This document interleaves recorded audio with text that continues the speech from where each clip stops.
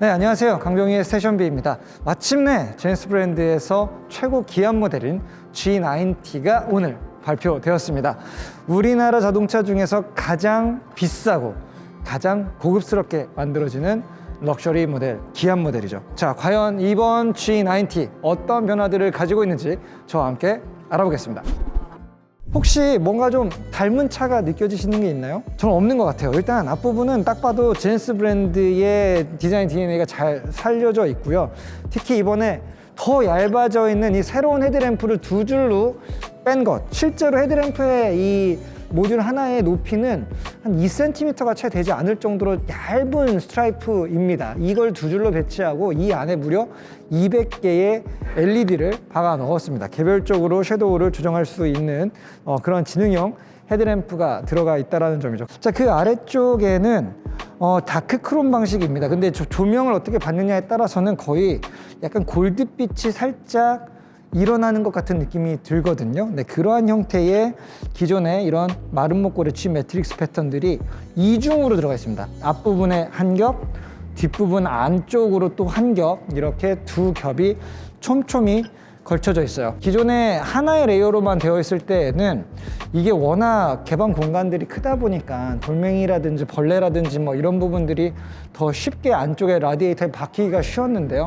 이제 이렇게 두 줄로 하면서 일정한 패턴들을 반복하고 또 입체적인 그릴의 느낌도 살고, 그리고 또 실용적인 부분에서 뭔가 이물질이 걸리게끔 되는 이러한 그 기능적인 효과까지도 같이 잡은 것 같습니다.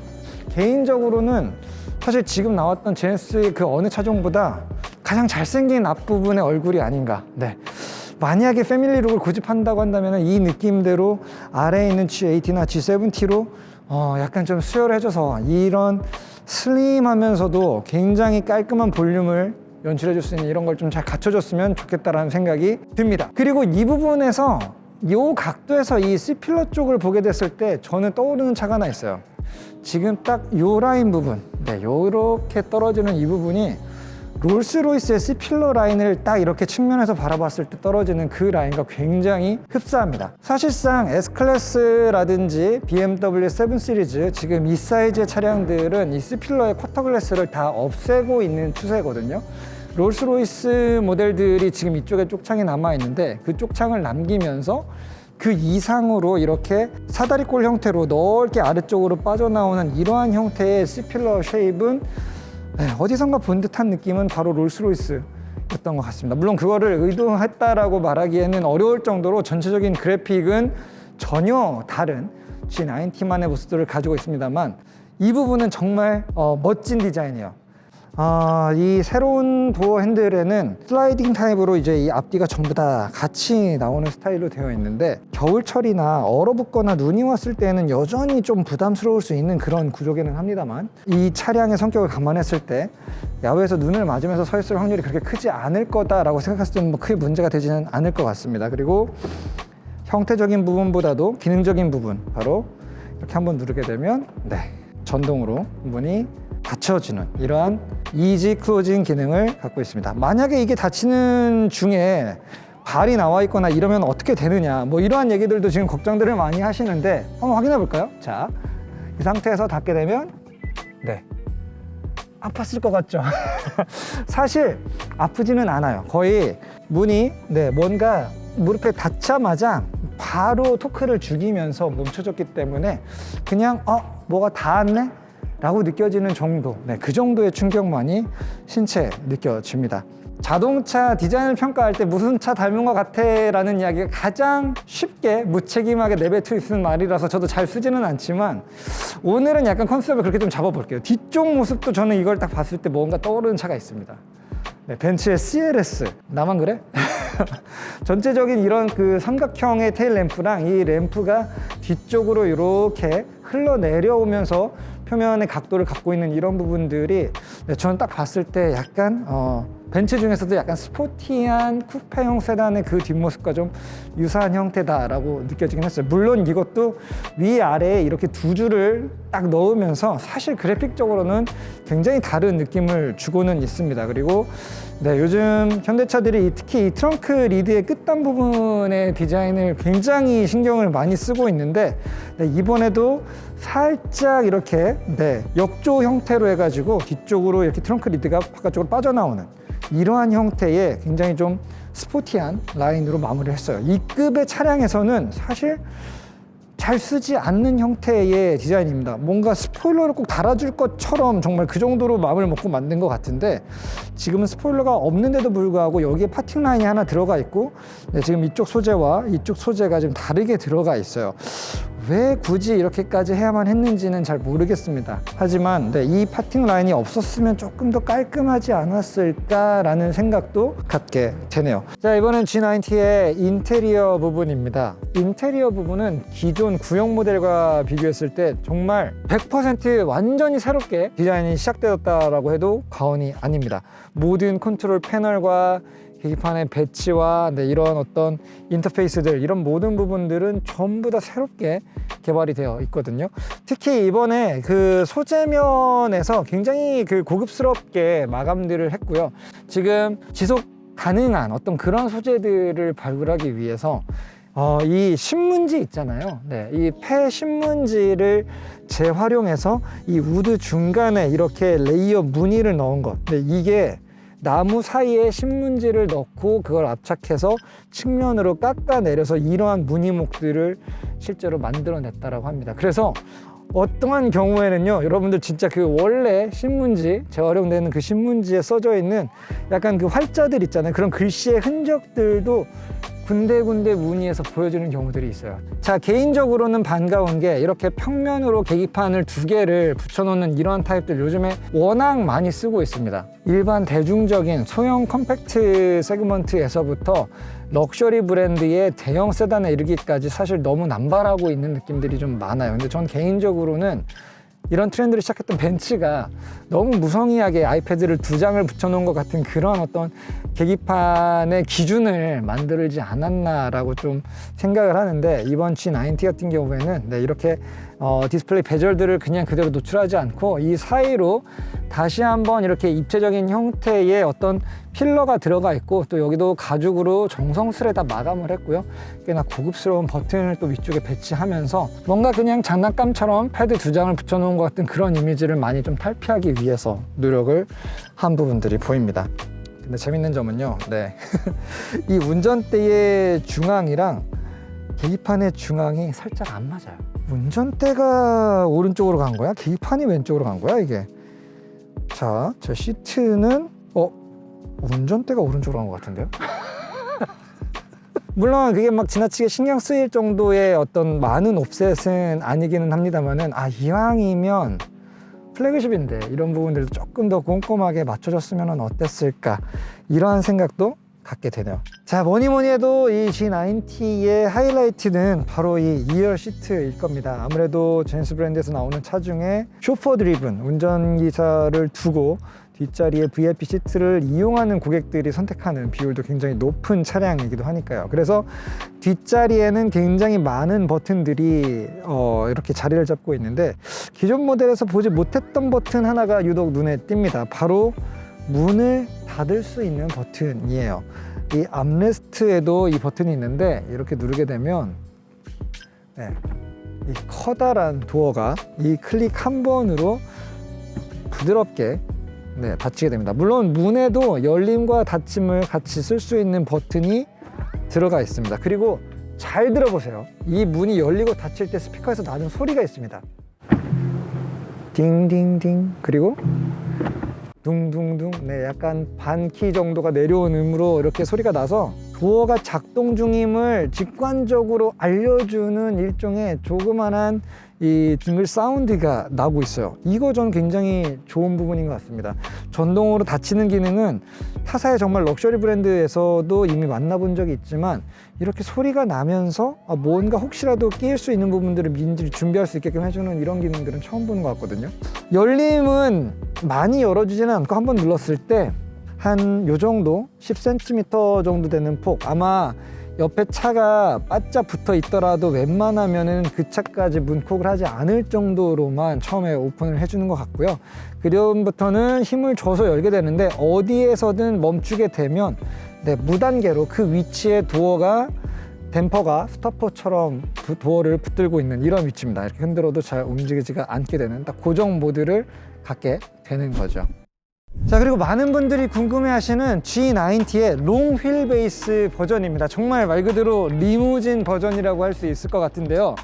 앞부분의 디자인은 동일합니다. 유일한 차이점은 이 롱 휠 베이스 버전으로 이 22인치의 정말 초대형 디쉬 타입의 휠이 들어가 있다는 거죠. 개인적으로는 이 휠이 다른 5스포 타입보다 훨씬 더 이 차량의 성격에 잘 어울리면서 동시에 개성적인 선택이 되지 않을까라는 생각이 들거든요. 그동안에 이 리무진들은 B필러 부분들을 이렇게 그 셰시의 너비를 늘려가지고 구조적인 강성을 확보하면서 휠베이스를 늘리는 이러한 부분들이었는데, G90 같은 경우에는 사실 B필러를 스트레칭하는 방식을 쓰지 않고요.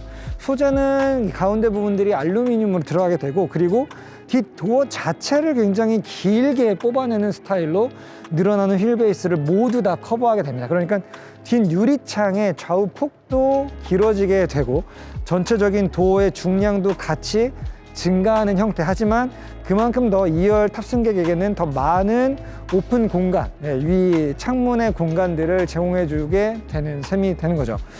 19cm의 차이를 보이게 됩니다.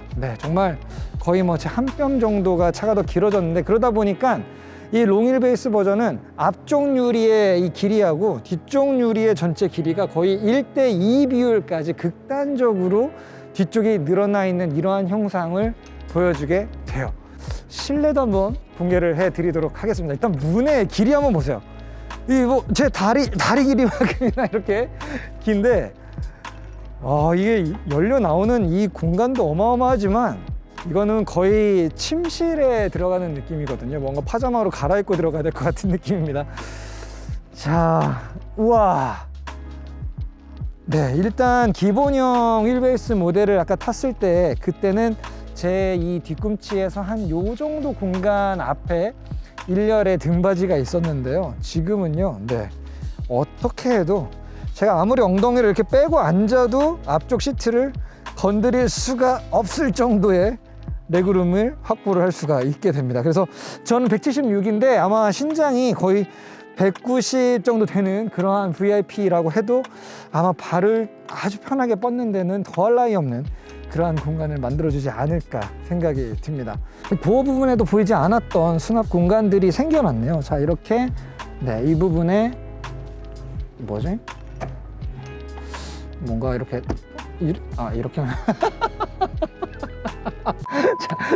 뭘 넣을지는 조금 애매해 보이긴 합니다만, 어쨌든 이렇게 길어진 도어 트림만큼 별도의 수납 공간을 또 챙겨주고 있는 이런 모습들도 있고요. 그리고 아까 보여드렸던 그 소재는 이제 리얼 우드 소재였는데, 이거는 여러분들 요즘 정말 비싼 브랜드들이 핫하게 쓰고 있는 포지드 카본입니다. 단조 카본이에요. 기존 카본은 그냥 이렇게 십자 크로스 형태의 직조 무늬가 특징이었지만, 포지드 카본은 약간 이런 대리석의 마블링 같은 이러한 느낌의 구조를 가지고 있고요.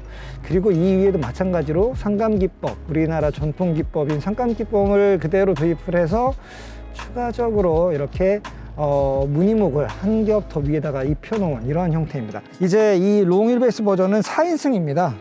가운데 부분이 이게 이제 시트로 올라가지 않고 완전히 독립 시트로 좌우가 구분이 되어 있는 이런 형태로 되어 있기 때문에 이 센터 터널을 오히려 더 과감하게 연결을 시켰고요. 이 사이에도 추가적으로 수납 공간과 컵홀더 부분들을 마련해 주고 있습니다.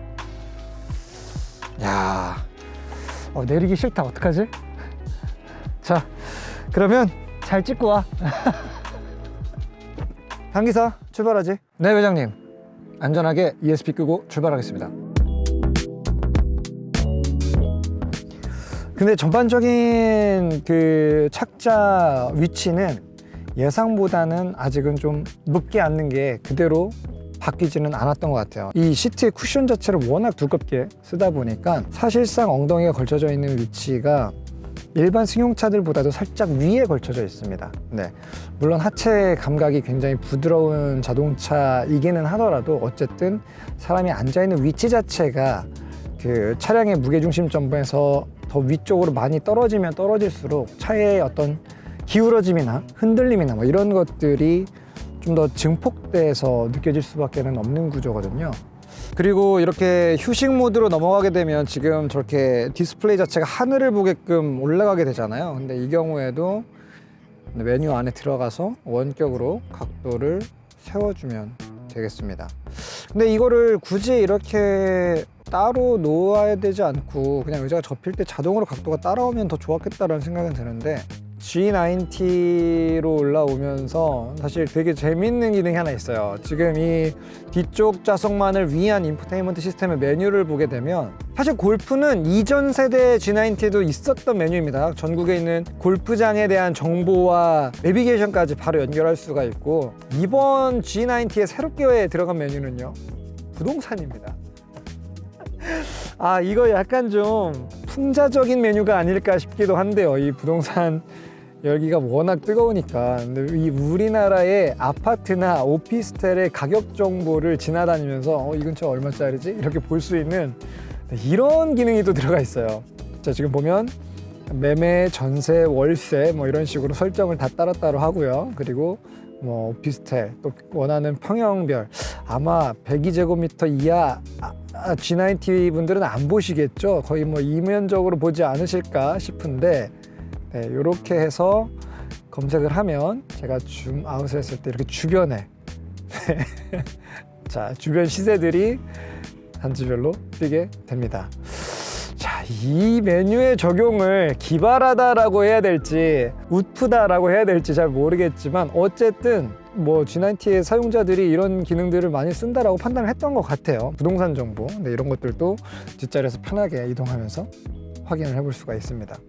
자, 그리고 이제 또 하나는 이 실내의 그 테마별로 분위기를 조정할 수 있는 이러한 기능들이 들어가고 있는데, 이 테마를 결정을 하게 되면 실내 앰비언트 라이트에서부터 이 마사지 시트의 작동 유무, 그리고 뭐 이 선블라인드를 닫을지 열지, 그리고 이 차 안에서 그 향기를 내뿜어주는 에어 디퓨저의 모드까지 모두가 다 연동이 돼서 조절을 해주는 이러한 메뉴들이 구성이 되어 있다고 해요. 그래서 제가 컴포트로 한번 모드를 바꿔볼게요. 모드를 바꿔보게 되면, 자, 이때는 일단 옆에 일단 외부랑 살짝 차단해주고, 약간 뭐 필요하면은 좀 수면을 취할 수 있는 이러한 형태로 선블라인드가 자동으로 이 사방을 다 감싸주게 됩니다. 음악도 좀 잔잔해졌죠. 그리고 막 저렇게 별똥별이 떨어지는 뭐 이러한 어떤 배경 화면으로 바뀌게 되면서 시트의 마사지 프로그램도 변환이 좀 됐습니다. 뭐 어쨌든 다른 브랜드에서는 아직은 이 정도까지 뭔가 오감을, 분위기를 동시에 바꿔주는 이러한 어떤 모드 설정 자체를 시도를 하지 않았다라는 점에서는 좀 박수를 쳐주고 싶은데요. 실제로는 이거보다 조금 더 개인화 맞춤형 프로그램을 인디비주얼화 할 수 있다라고 한다면 사용 빈도는 지금보다 더 높아질 수 있지 않을까라는 생각을 동시에 하기도 합니다. 하체 느낌은 사실 아주 부드러워요. 네, 이번에 에어 서스펜션이 들어가면서 그 부드러움이 더 부드러워졌다라는 느낌까지는 아닙니다. 댐핑이나 스프링 레이트 자체는 기존 구형과 좀 비슷한 수준이지만, 각기 다른 어떤 도로 여건이나 긴급 기동 시에 이 크고 무거운 차가 쏠리는 부분을 저항해 줄 수 있는 모션을 만들어 줄 수 있다는 거, 그게 이제 이번 새로운 에어 서스펜션이 갖는 가장 큰 장점이 아닐까 싶고요. 뭔가 에어 서스펜션이 들어가면은 막연히 막 엄청 나긋나긋하고 진짜 도로 위를 붕 떠서 가는 그런 느낌을 생각하셨던 분들이라고 한다면은 생각보다는 그래도 약간 단단함이 남아있네 라고 느끼실 수도 있을 것 같아요. 네, 정말 많은 분들이 궁금해 하시고 있을 법한 1억 3천짜리 국산차의 주행 감각은 어떤 느낌일지 진짜 궁금하시죠? 네, 지금 이 기본 휠베이스의 3.5 휘발유 모델이 스타팅 가격은 약 9천만 원 정도에서 출발하지만 옵션을 우회전하세요. 옵션을 이어서 우회전하세요. 시속 60km 과속 신호 위반 단속 구간입니다. 네, 옵션을 너무 전방에 연속으로 과속 있습니다. 이 G90에 들어가 있는 3.5 트윈 터보 엔진, 현대차의 50년 넘는 역사 동안 만든 엔진 중에서 가장 토크가 강력하게 나오는 가장 강력한 엔진입니다. 그런데 보통이라면 이 엔진이 들어간 차를 탈 때는 되게 흥분하고 기대를 많이 하게 되고 얼마나 매콤한 이 퍼포먼스를 보여줄지 이런 부분들이 많이 설레임을 만들어주게 되는데, 이 차에서는 동력의 크기 면에서 파워를 전달하는 부분에 있어서는 여전히 8기통의 5.0 타우 엔진보다는 조금 더 여유로운 특성을 보여줍니다. 특히나 저회전 RPM 영역대에서는 이 3.5 트윈 터보 엔진이 훨씬 더 사뿐사뿐하게 움직이는 느낌들이 있어요. 아무래도 최대 토크 발휘점도 낮은 RPM에서 아주 플랫하게 이 54kg가 한 번에 쭉 연결되는 그런 구조이기 때문에 저회전 구간에서의 토크의 불만은 없습니다. 자, 그리고 3000 RPM 이상으로 엔진 RPM이 올라오게 되면 생각보다 앙칼지게 엔진 소리를 들려줍니다. 네. 들리시나요? 이게 약간 좀 묵직함이 느껴지는 그런 엔진 사운드여서 뭔가 한번 달려보실래요? 하면서 이렇게 운전기사를 부추기는 그런 느낌이에요. 근데 운전기사가 이런 데 넘어가면 안 되겠죠? 이왕 이렇게 된 거 와인딩 모드에서 살짝 스포츠 모드로 한번 바꿔볼까요? 확실히 스포츠 모드에서는 전륜과 후륜 엑셀이 굉장히 수평을 적극적으로 유지하면서 차가 평형한 상태로 상하 바운스를 처리를 하는 그런 모습이 특징적으로 바뀌게 됩니다. 여기 딱 드리프트 코스인데 잠깐만 드리프트 한번 해볼까?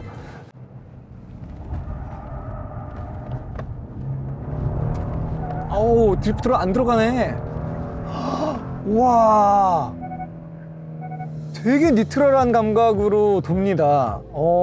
사실 이 정도의 G포스를 걸어주면 거의 대부분의 자동차들, 특히 이렇게 300마력 이상의 고마력대 자동차들이라고 한다면 뒷타이어가 대부분 항복을 하기 마련인데요. 확실히 G90는 바라보는 방향이 또렷한 것 같습니다. 네, 의도적으로 그 그립을 레벨을 좀 깨고 차의 모션을 부서뜨려 보고 싶은 그런 테스트를 한번 해봤는데 진짜 안정적이네요. 이러한 상황에서도 저는 일단 아무런 어떤 그 요동이나 심리적인 불안감을 받지는 못했던 것 같습니다.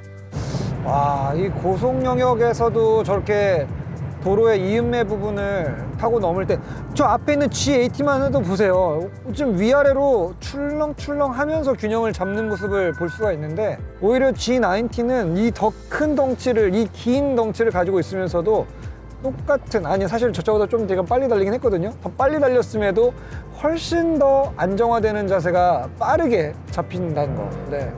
변속기의 변속 로직은 살짝 아쉽습니다. 네. 단순히 변속 반응이 느려서라기보다는 오히려 변속을 안 해줘도 괜찮을 것 같을 때에 불필요하게 기어 단수를 한번 바꿔보는 그러한 습성이 좀 남아있거든요.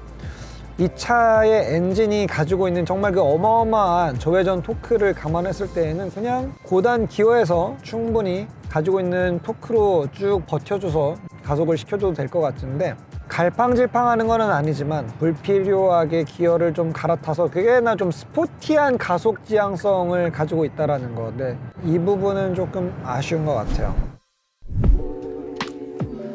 자, 오늘 이렇게 G90와 시승을 해봤습니다. 과연 S클래스, 7 시리즈 같은 전통의 강호들을 상대로 이 제네시스의 G90를 선택할 수 있는 이유가 있는 걸까요? 그 질문에 대한 대답은 감성적인 부분으로 접근했을 때는 어렵지 않을까. 하지만 도리어 이성적인 판단으로 이 차량의 가치와 가격을 감안했을 때에는 충분히 고려해 볼 수 있는 그러한 상품 경쟁력을 가지고 있지 않았나라는 생각이 듭니다. 자, 사실 이 말은 시사하는 바가 굉장히 크다라고 할 수 있어요.